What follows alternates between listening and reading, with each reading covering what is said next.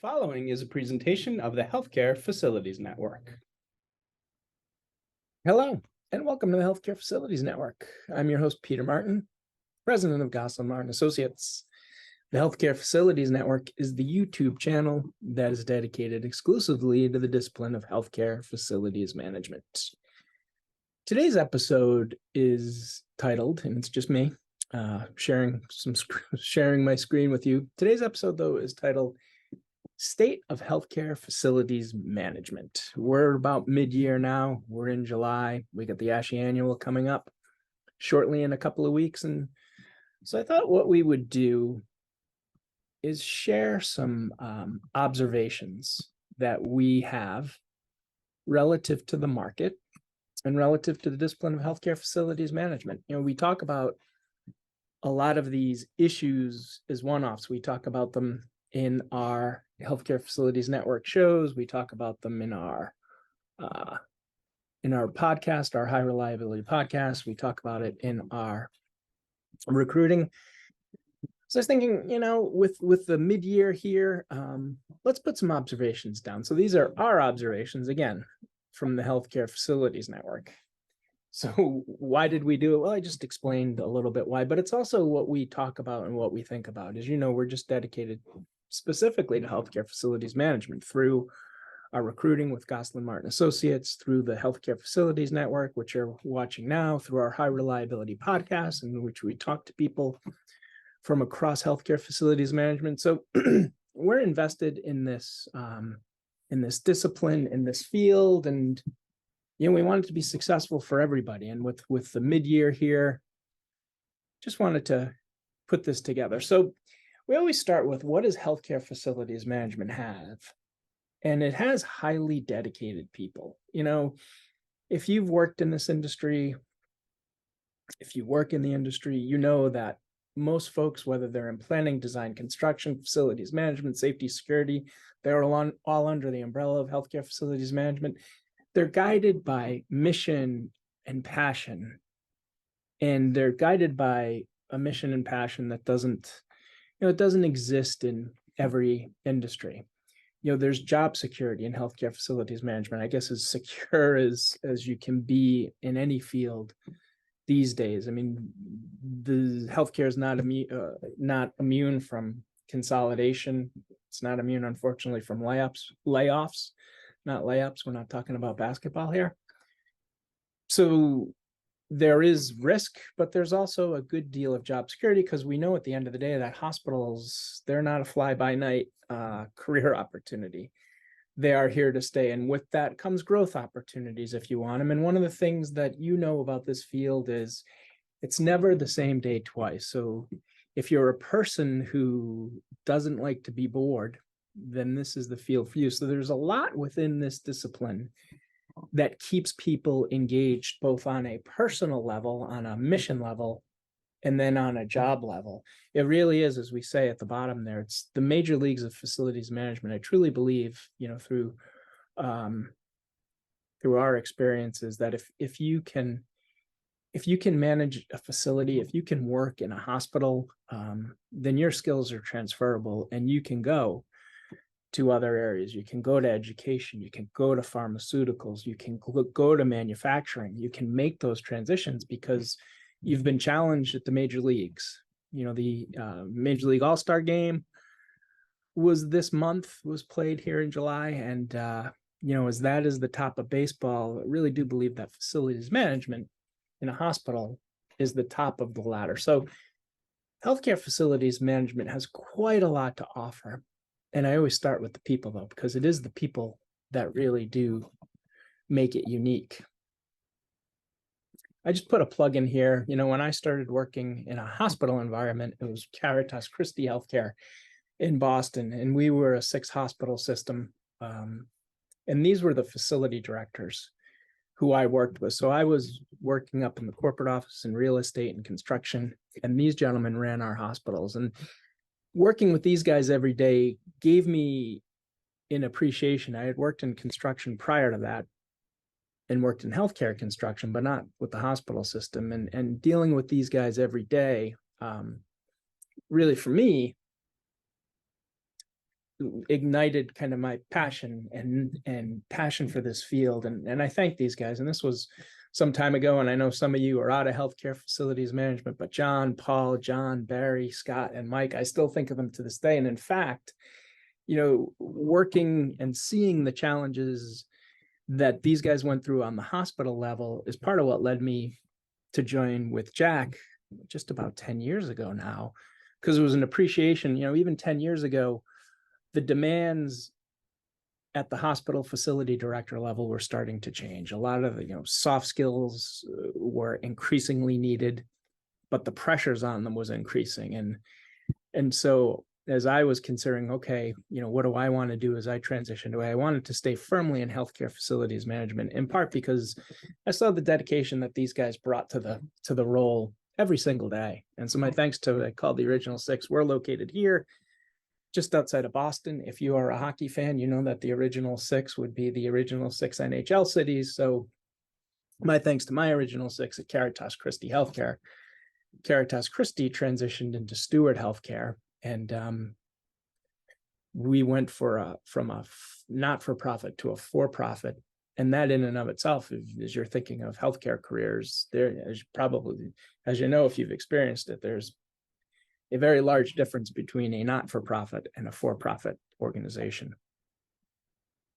So what are some of the concerns? And I start with what does healthcare facilities management have, but there are concerns, and it's kind of what worries me about the field. And I'm sure it's what worries a lot of you who work in the field, because I talk to you. I got a text the other day from a gentleman who I'm connected with in this field, and the text said, and I copied it verbatim, am I doing the right thing trying to get people into the field?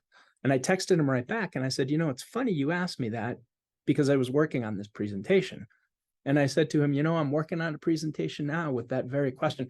I think one of the things that we try to offer as Gosselin Martin Associates with the Healthcare Facilities Network is just being honest with people. At the end of the day, all you have is your reputation. And we need to be honest with clients. We need to be honest with candidates, and we need to be honest about what we see, because we got to feel good about what we see.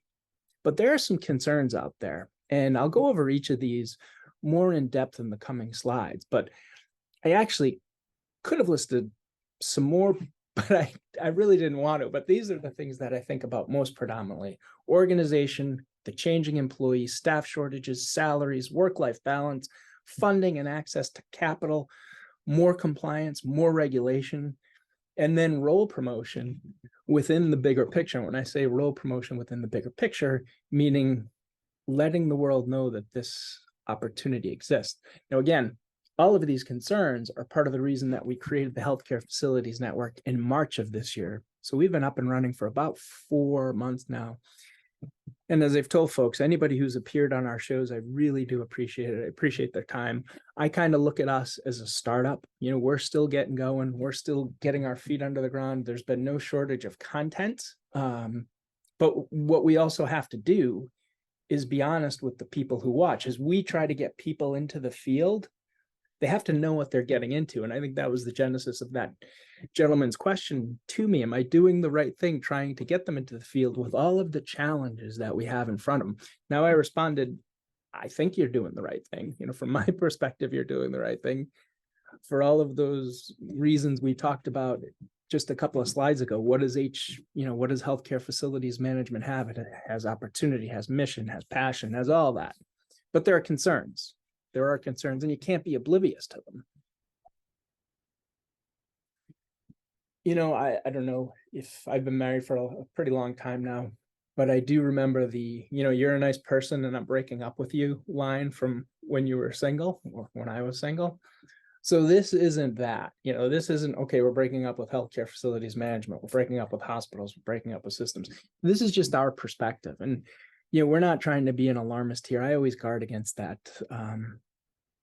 You want to be fair and straightforward with people and not alarm people, but we just want to highlight concerns because they're not necessarily going away. And if they don't go away, then you have to deal with them. So again, it's our perspective, but it's a perspective offered from lots of conversations with people in this field and our personal observations and having worked in it for many years. So we're not breaking up. We're not breaking up.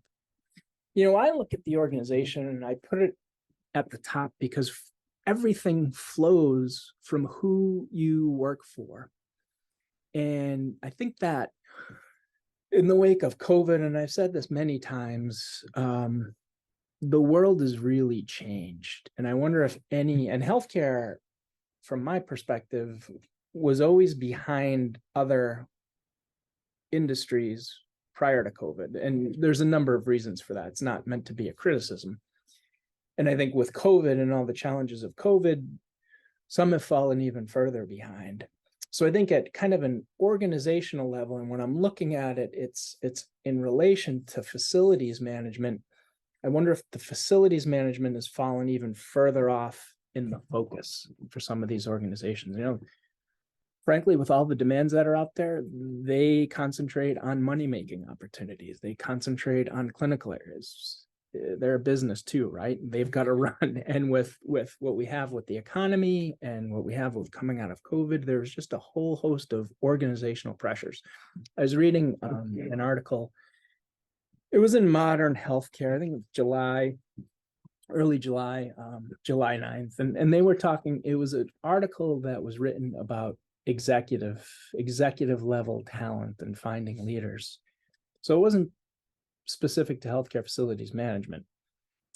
But one of the quotes in here is, "This industry is just under enormous pressure and stress." And that is certainly true.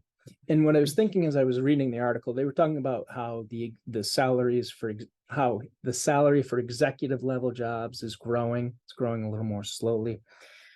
They talked about how incentive for healthcare leaders are changing. They talked about how hard it is to find these people to work in executive levels, that the demand is outpacing the supply, all things we've seen.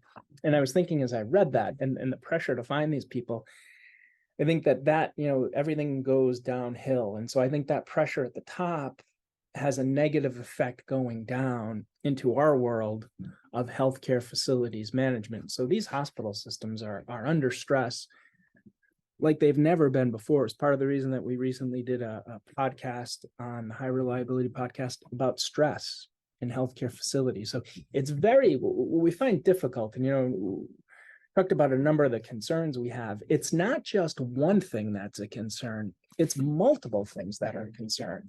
And that's kind of where the issue lies. Now, from our recruiting perspective, from finding people, one of the things that I think is critical is number 3, the alignment of expectations. The organizations know the role.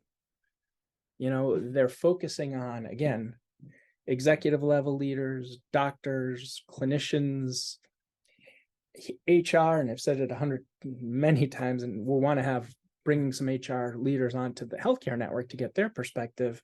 But HR, just like every other department in the hospital, is stressed. They are stressed out too. And so I think all these things make it difficult. Organizations want people to stay. They don't want people to leave. Nobody wants that. But yet the environment around is very difficult to operate in. Look at the changing employee. One of the things that just concerns me, and I know it concerns many of you because I talked to you about it, is, the length of stay for folks. It's funny. You would say, when I was entering a career, again, I remember my father saying, you stay 10, 15, 20 years at a place, and that gradually is whittled down over time. And I would say, when we started, or when I started 10 years ago here, I would often say, 4 to 6 years at a location, then move on, just as you're trying to create that traditional career ladder. Now, oh my God, it's, people are leaving 1 to 2 years, sometimes not even within a year. And that is just not sustainable. And that's not a criticism of the folks who are leaving. I know there are a number of reasons for them because I hear it. So I'm not looking at the reason that people are leaving, but I'm looking at the impact of the people who are leaving. We know in this field, healthcare facilities management, it takes you at least a year to figure out the organization, to figure out how it works, how it operates, who are the players, what do I need to be? So if you have people leaving at the end of the year, it's very difficult. And that traditional career advancement ladder, if you haven't watched Generations episode 1, it is one of the Healthcare Facility Network shows. I did that with a great group of millennial employees, and we were talking about that traditional career ladder, how, in the old days, people almost felt entitled to get that next position just based on their length of stay, not based on what they do, but based on how long they've been there. And again, that is gone. So we have a complete changing employee, and the expectations are more than a paycheck. Now, the paycheck needs to be there too, but the paycheck is not enough. So I could go into more on a changing employee, but really, for me, what the concerning thing is, people just uprooting after a year, within a year, 2 years, 4 to 6 is 1 to 3 now. And that 1 to 3 might be if you're lucky. We look at staff shortages. I've had this conversation, and I'm sure you have, and it always starts, where have all the people gone? Now, I don't know where they've gone, but everybody's asking that same question. Maybe they're still out there, maybe they're not working, but we know that whether we are, and again, the Healthcare Facilities Network, we are looking across the continuum of healthcare facilities management, from trades folks, that's why we're working with colleges and universities, from trades folks up to and through vice president roles. The Healthcare Facilities Network is for all of that. It's not for just executive level leadership. But the outcome of this is there's intense competition for those fewer employees. And every time we talk to somebody who's outside the field of healthcare facilities management, it's reinforced that healthcare facilities management is not the only discipline that's facing this. It is across the board. You can't not help but see it when you go to your Dunkin' Donuts or your Starbucks. I don't go to Starbucks, but I'll go to Dunkin' Donuts because I'm up here in the Northeast. When you go to Chick-fil-A, wherever you go. So you see it at, in the service industry, you see it professionally. You'll go into stores and there might be a sign up there that says, hey, please bear with us. We have fewer employees. So I see it in my kids' jobs, this summer. So there just aren't a lot of people out there, but staff shortages, again, exacerbate everything, right? So you got organizational pressures, you've got staff shortages, you've got changing employees. Salaries, there's not a lot to say about it. It can't be overstated. On one hand, we say that pay is not the only thing that employees are looking for. And if you talk to them, you hear that. But then on the other hand, it's really important. And I think what drives the pay is that we know that other fields are overpaying. So when you have shortages and when you can't find employees, and then you have other fields that are paying more than you, employees have options. It's another reason that we see folks stay a year. I've seen people who leave after 90 days. It's truly, you scratch your head, and that's, again, one of the concerns that you worry about is what is that breaking point? But salaries, I've said this before, prior to COVID hitting in March of 2020, salaries in healthcare facilities management were at and above, we're at and above the midpoint. And I wondered, coming out of COVID, coming out of that, year and a half, what salaries would do, how they would rebound. And just with all of these factors, salaries are still through the roof, and you'll see people paying at the top end. I'll sometimes shake my head on, I don't know how they're doing it, but then you look at the market and you see what the market is. And it's one of those times where we're kind of happy to be outside of that, because it's difficult. The competition is intense, and that extends to salaries, as you know. Work-life balance, we've talked about this for a number of years now.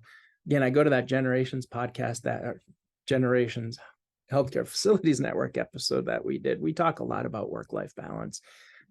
You can't get away from that one now. That is, candidates are looking at that. And I think in healthcare, where the demands are 24/7, 365, you might not be able to compete in offering as much work-life balance as other disciplines can do. But if you can't provide it fully, are there other considerations that you can make to provide some of that work-life balance? And if that's maybe you work from home once a week or once every other week, or can I give you, a little more time here because I can't give you that work-life balance here in another area or so, what the demands of healthcare facilities management are. Can you compensate for that in other areas? Can you be a little bit more adaptable because your competition is? We talk a lot about, the purpose and the mission, and healthcare definitely has that as a benefit to it. As I've said before, I've worked with candidates who have left healthcare. They've gone to maybe academia, manufacturing, some other area, and they kind of miss the adrenaline of healthcare facilities management. So the mission and purpose are definite differentiators, but look at work-life balance, work with your HR department. If you can't provide in full, and you probably can't, what can you do, whether it be work at home, comp a little more time here, what can you do to make up for that? Funding and access to capital. I say the tale of the canceled meeting. I remember when I was working in the hospital environment, you'd go to a meeting, you'd have a meeting scheduled. Ours, I think, were Tuesday mornings, 7:00, really early, where I would go with my boss, deal with and meet with the CFO, and you'd have your projects, and you'd have your red projects, your yellow projects, your green projects. You'd be good to go. And that would be everything, working with those original 6 guys. What did they need? Boilers, air handlers, new sidewalks. What was it? What made their way up? And the meeting would get canceled. So that's why I called it I can still remember that feeling. So you have that where you're a cost center, and so sometimes your meetings are more easily canceled, but your stuff isn't a priority. It's not eye-catching. And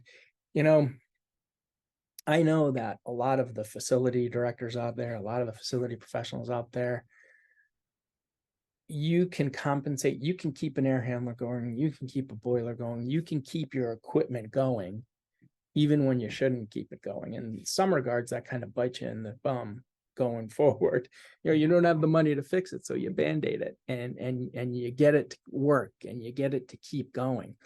But I know in talking to people, that funding and the access to capital, it's starting to tire people because that capital is not there, especially since your priorities really usually aren't the most eye-catching until it goes down and fail. I always remember you never wanted to be on the news. You never want it to be that hospital where you're evacuating patients because your boilers failed on a 10-degree or 10 below degree night. So funding and access to capital is another thing in 2023 that's a concern. When does it get better? Where does it get better? Again, you can MacGyver things, but eventually equipment dies. Compliance and regulation. There's increasing demands out there, and there's fewer resources. And you look at CMS, I think, Joint Commission, from what I hear from both people who have gone through the process recently, definitely trying to be more client-friendly, user-friendly. But then I look at some of the things, and this is the other unique item about healthcare facilities management, perhaps, is you work in your hospital to keep it going, and you have all these challenges that we just talked about. But then overlaying it is some political considerations. And when I say political, I'm not talking Democrat, Republic, Independent. I don't care what you are. But politics and what happens in DC makes it down to you in the hospital. And when it makes it down to you in the hospital, it makes a demanding job even more demanding. You see, and I read an article just the other day of some of the salaries that executives make. You don't make them. I don't make them, but the executive makes them. And that public perception becomes of hospital money making, even though there are hospitals bleeding, and there were some hospitals that have done really well too. So that is true. But at the level where you work every day, you're not seeing that, I don't think, at least in talking to you. But a public perception of hospital money making, that impacts you because people want to cut reimbursement. Sustainability, we just did a conversation with Andy Wumavoya about decarbonization in DC and decarbonization programs, and that's heading your way. You can check that out for more detail. But all of these environmental initiatives, and I'm not talking about whether they're good or bad, that's not the point of this, that trickles down to you. And so you need to be carbon neutral. You need, by 2030, the whole decarbonization, there's a whole host of demands that need to be in place by 2030, sustainable initiatives. So there's a political trickle down, and that political trickle down takes some of that capital money that you need just for the routine maintenance or the preventive maintenance or do your work orders or to hire your staff.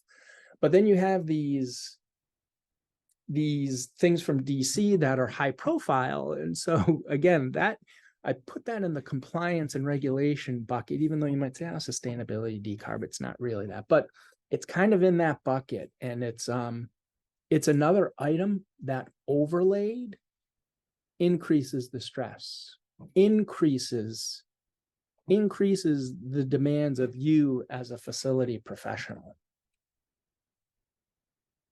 And then we come to this one. I've the irony about hospitals, and I thought of this the other day, and it's not rocket science, but it had never dawned on me before. We all go into hospitals, I don't know what, at least once a year for the entirety of our lives. You're probably going more than that. Everybody does, for the most part. But I know, in talking to folks at colleges and universities and talking to people who are working in healthcare facilities management now, nobody really thinks of it as a career. So you walk into this hospital a lot through the course of your life before you're a professional, but you never think of the career. You never really think of who runs this place. You think of the doctors, the clinicians. So it was kind of an irony that you have one of the best promotions because people have to access you. Maybe not the best, because sometimes you're accessing it at the worst time of your life, which is another part of the role. But yet people aren't considering it as a career. And I know this for a fact, because again, I talk to a lot of people, especially within the healthcare facilities network. You have to get into the game early or you will lose. You got to hook kids. And again, this is a little bit different. And I say kids because even, some of these recruiting efforts go down into high school level, and those are kids. But the role is just not promoted enough. Again, that's part of the reason we've developed the healthcare facilities network is to maybe plant that seed.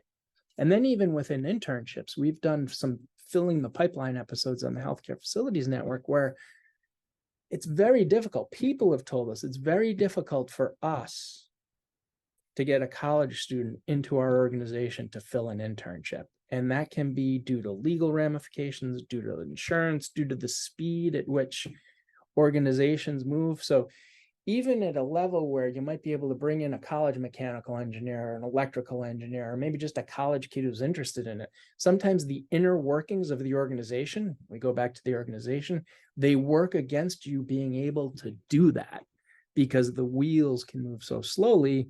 And you have a 3.5 month internship. And so we need to do a better job promoting the opportunity. I don't mean this as self-serving at all.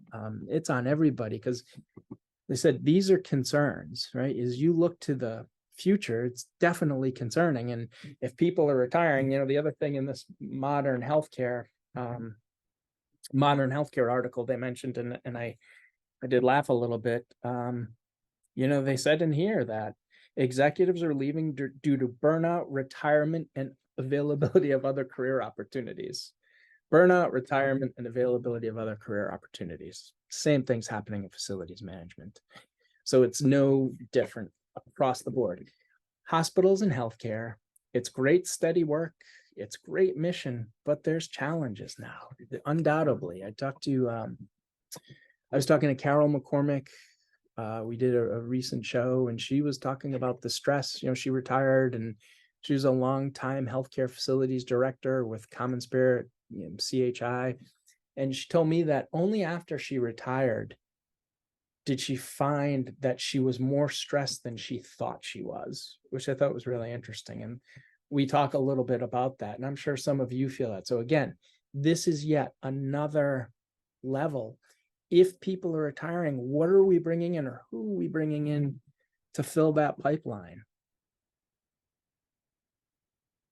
So I don't mean this to be a downer at all. I'm just trying to be realistic, but hope is not lost, right? You always want to end on a positive, but I honestly, I go to the people, because the people who work in this field, that's part of what makes what we do, my enjoyment of it, my passion of it, because I know the people who work in it, you bust your tail every day to keep these hospitals up and running, and you're keeping them up and running for the people in your community. So it's just so critical. I would say the other thing, this profession is alive. Now it's losing people, right? There is no doubt. But if you go to an ASHI annual, or if you go to a regional engineering chapter, and there's so many of them, the people who make up these volunteer organizations are really passionate about what they do. And there's a vitality there. It's an evolving workforce, and it's an evolving skill force. All of that is evolving, but it's alive, and it's not, been to some places where you can feel there's just not a vitality among the people, and that does not exist in healthcare facilities management. Even if you've been in it for 40 years, 45 years, a lot of people will mentor those young folks. So there's definitely a spirit in it. And technology, one of our focuses of our masterminds group is to talk about technology, and we want to do a little bit more with technology. But can technology be used to solve some of what ails the field? And I think it definitely can. The problem with technology, as always, is time, money, learning curves, just that focused part on it. But technology can definitely be used to help some of it. We were out at Metro Health, who just opened up a great new hospital in Cleveland, and looking at their old BAS to their new BAS. So technology can definitely be implemented to help some of this. But again, you'd have to have your head stuck in the sand to say there are no challenges. There are, and they're substantial. And that's kind of what we wanted to cover in this piece, as we look at we see as the state. Now I'll close with this one last slide. I've said this a lot. Hospitals, now you might not have the time to do it, but hospitals can promote themselves, especially in facilities management. They can go to those local trade schools. Maybe if they're out in the Pacific Northwest, go to those those big lumber yards, and those folks who work there can make transitions into healthcare facilities management, potentially. The trade schools, the military. Hospitals, I think, need to do a little bit better self-promotion. Now, you may not have the time to do it, and that's the challenge. But we always say, in this field, especially if it comes to the trades, if you can get that mid-career professional, those might be the people who are more apt to go for a message of, you have steady work and you have a roof over your head, especially in the trades. Because if you're in the trades and you're younger, listen, they're going to make more money outside of healthcare. There is no doubt. But they're going to be working in the elements. They're going to be subjected to an economy that goes up and down. So sometimes those mid-career people who may have a family, maybe married, wife or husband they need to support, have kids at home they need to support, that steady work message might fit there. But I think the days of, and not that they ever existed, of just kind of rolling out the basketball and saying, okay, people are going to want to come work at us because we're the hospital, those are gone. So I think, as a whole, the industry could do a better job promoting what it offers as a whole healthcare. So self-promotion is very, very important. So what have we been working on? I hear people say, hey, what about the recruiting opportunities? You haven't been doing as much lately. And that's certainly true. And we want to change that going forward. But to be quite honest, working on the, healthcare facilities network has been a little bit, it's funny, things always take longer than you think, but it's really been a lot of fun. And we've had so many people who have helped us with it and been interested in it. And we're doing shows and really enjoying it. It's very passionate for us, because think there's a lot of people who realize we need to do more, and we hope that this is a vehicle to do so. Again, I always remember one of my bosses, you'd bring them a problem and say, well, what are you going to do about it? Right? What are you going to do about it? Well, this is kind of our effort on the facilities network. We can talk all we want about baby boomers retiring, but what are you doing about it? So this is our little effort. And I would just say, that the last bullet there, boost profession, join us.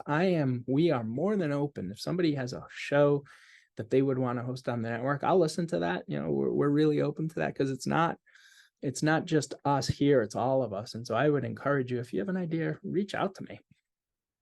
I'm happy to do it, but we hope that this becomes a vehicle to connect. We're trying to connect more with colleges and trade schools. We're trying to connect more across that board, because we know that even if it's down the road, maybe people realize there's careers out there. I love to garden. I planted a wildflower garden 2 years ago now. Last year we had a drought all summer, so it was tough. We had no rain. This year we're getting too much rain, but that wildflower garden now is just taken off, and I would love to see that. And that's the analogy, right? In fact, I have to move a couple of I have big spirea that I'm going to dig out and move, and I'm going to let the wildflower garden take over. But that's the analogy, right? I planted it 2 years ago. A lot of people who I know are in this field like to garden, like to do things like that too. And it's the same analogy. We can't change it overnight, but we can change it over time. And that's what we hope the network does, working together. So I thank you for listening to this. I know you don't have to, and I know that you have a lot of options, and I know that our little world of healthcare facilities management is kind of unique. We are going to have a booth at the ASHI Annual. It's booth 438. I would encourage you to stop by. We'd love to meet you. We're going to be there.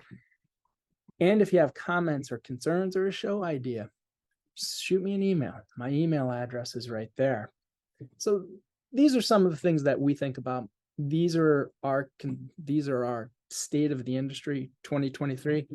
Definitely challenges, but as you know, and because I talk to you, you love what you do, and you're not abandoning what you do, but you're also getting worn down. And there's a number of factors that contribute to that. And I've said it in this presentation, and it's honestly the last time I'll say it, but it's not like there's one factor you can point to. Like, if you could solve for X, if you could solve for staff, or now that would help, or if you could solve for salary, there's so much more that's out there. There's multiple areas of concern that you're dealing with.